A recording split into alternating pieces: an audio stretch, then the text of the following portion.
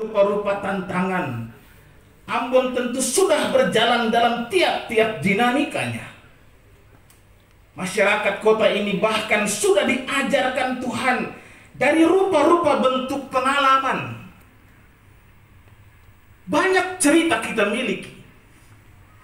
Cerita keberhasilan yang gegap gempita.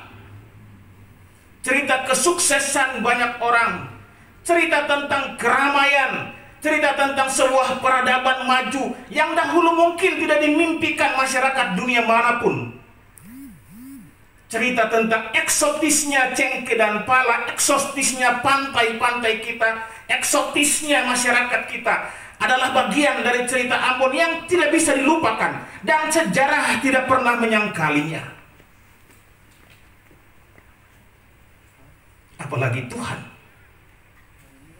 Sebab dialah yang menjadikan kota ini.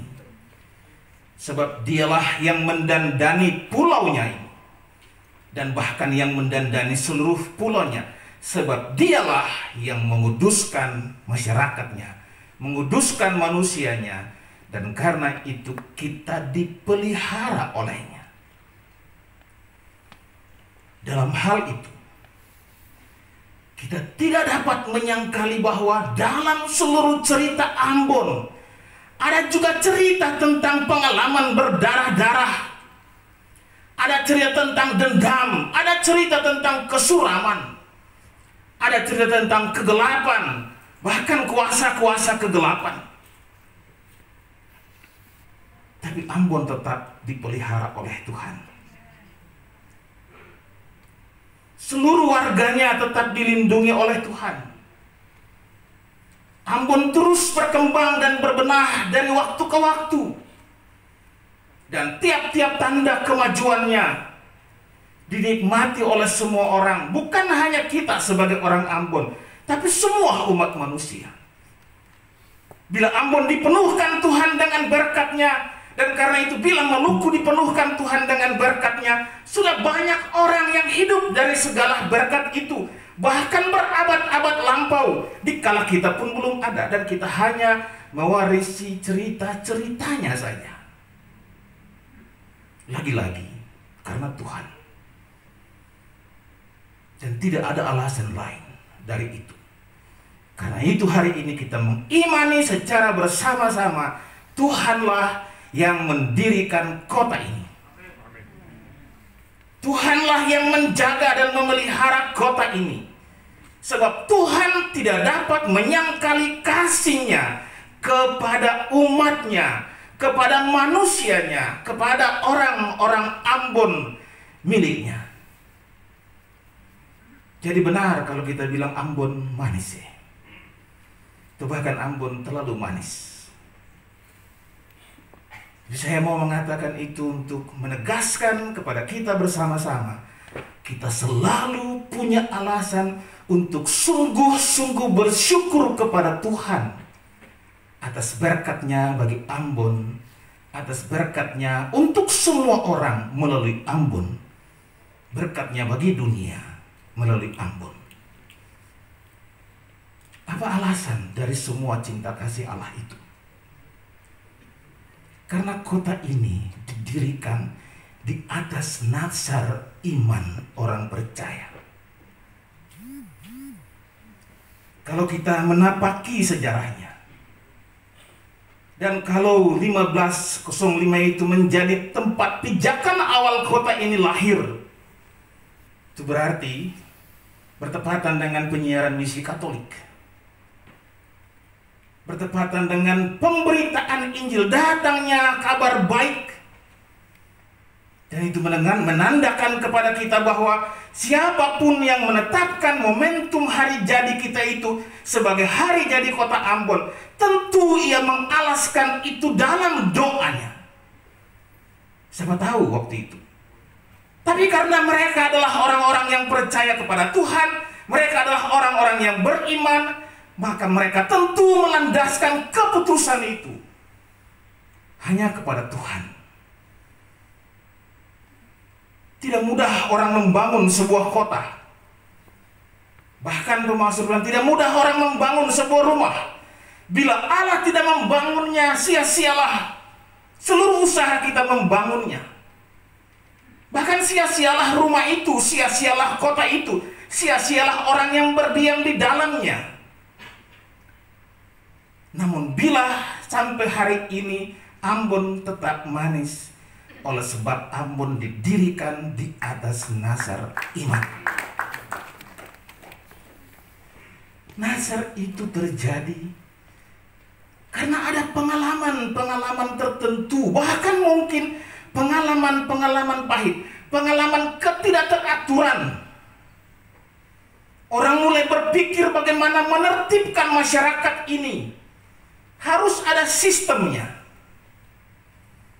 Orang mulai berpikir di waktu itu bagaimana supaya semua orang dapat dijangkau, semua hal dapat dikendalikan. Dan bila itu dapat terjadi hanya lewat sebuah tatanan kota yang baru. Keputusan itu adalah keputusan iman.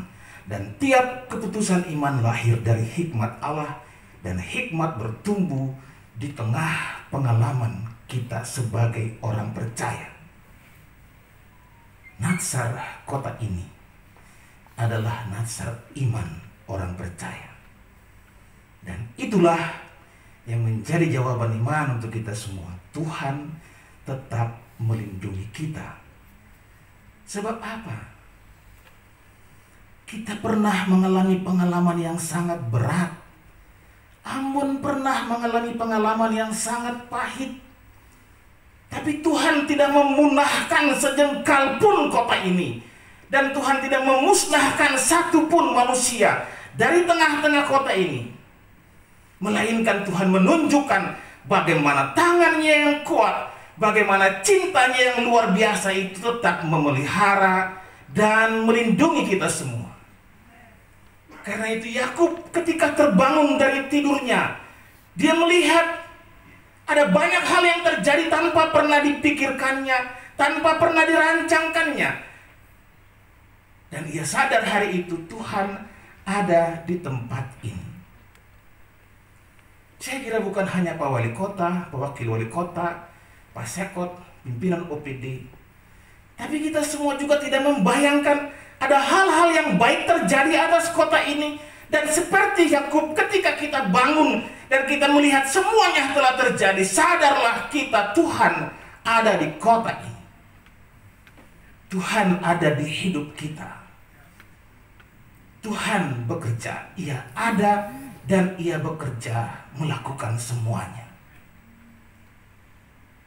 Lalu inspirasi Yakub untuk kita apa?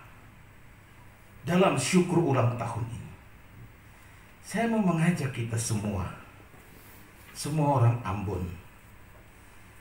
Mari kita membaca teks ini dan kita merendahkan hati sebagai hamba Allah. Mari kita membaca firman ini kembali. Dan kita ingat bagaimana tangan Tuhan yang kuat sudah mengadakan berbagai hal di tengah-tengah hidup kita.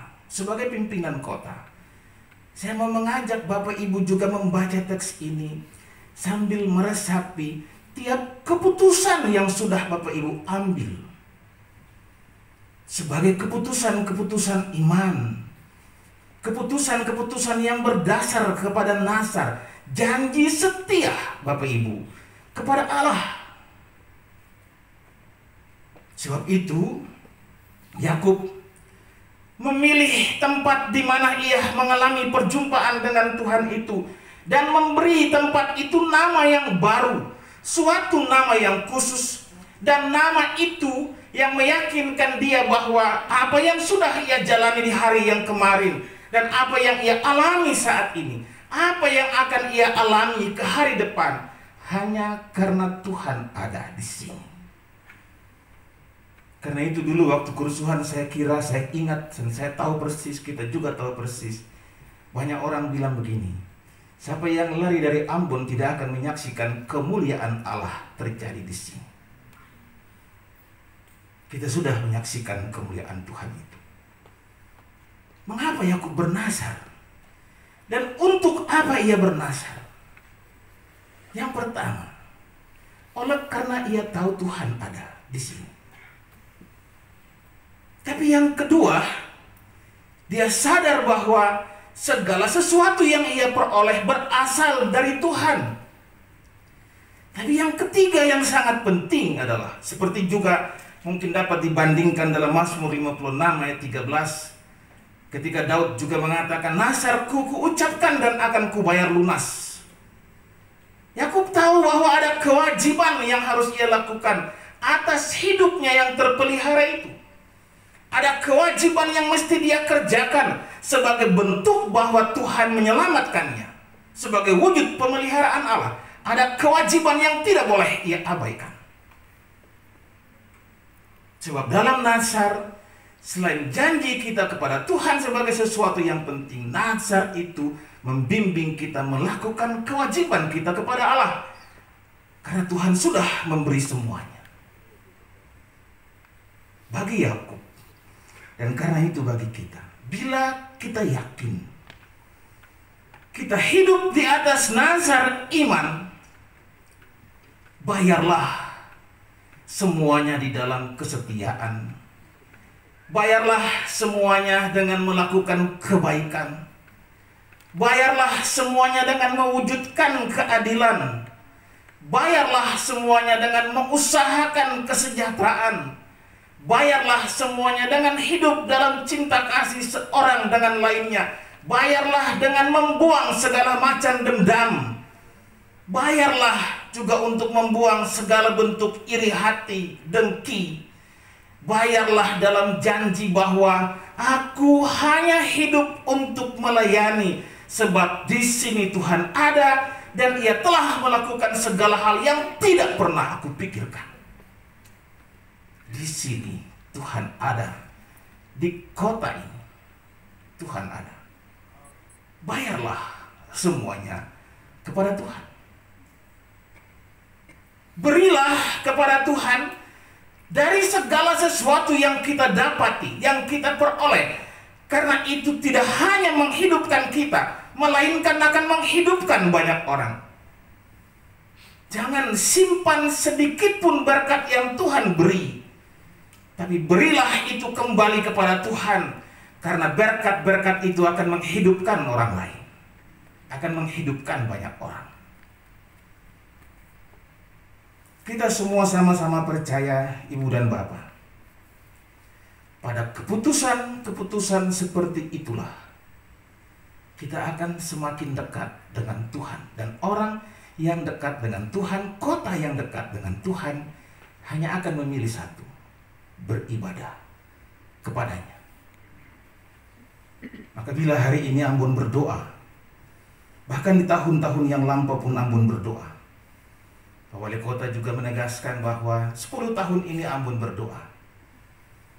Saya percaya karena kita memilih yang tepat, hanya beribadah kepada Tuhan dari seluruh pengalaman kita. Kita ini hidup dari nazar iman. Kita jadi apapun dari nazar iman orang tua kita.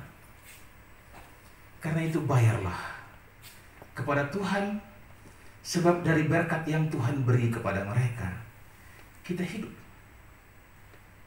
Bayarlah kepada Tuhan, karena ibu bapak sebagai pimpinan di kota ini pun dimampukan Allah sampai hari ini atas doa jemaat, atas doa masyarakat. Bayarlah kepada Tuhan. Kalau ini ulang tahun kota yang terakhir dalam periode kepemimpinan Pak Wali Kota, Pak Wakil Wali Kota, kita juga berharap dan berdoa, semoga selama masa ini Bapak sudah membayar segala nazar itu kepada Allah. Karena kami yakin, kita semua yakin Tuhan yang akan menunjukkan kasih-Nya di dalam seluruh hidup, keluarga, bahkan untuk semua masyarakat.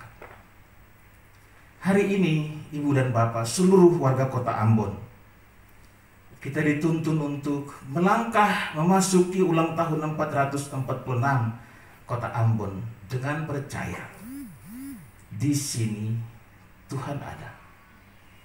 Karena itu dirikanlah mezbah bagi Allah sebagai tanda ikatan cinta kita ikatan kesetiaan kita dengan Tuhan, dan jangan mundur sedetik pun dari jam doa.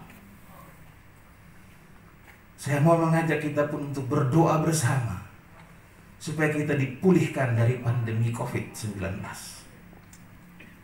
Berdoa supaya keadilan semakin bertumbuh di kota ini, supaya kesejahteraan menjadi milik semua orang, supaya apa yang menjadi hak semua orang terlayangkan, dan agar pemerintah kita diberikan kekuatan untuk memastikan satu hal, mereka adalah hamba yang melayani. Sejahtera Allah melimpah atas hidup kita semua warga kota Ambon. Sejahtera Allah melimpah atas seluruh kota ini. Sejahtera Allah melimpah dalam hidup kita hari ini sampai selama-lamanya. Tuhan mengasihi dan memberkati saudara-saudara semua. Terpujilah namanya yang kudus. Amin.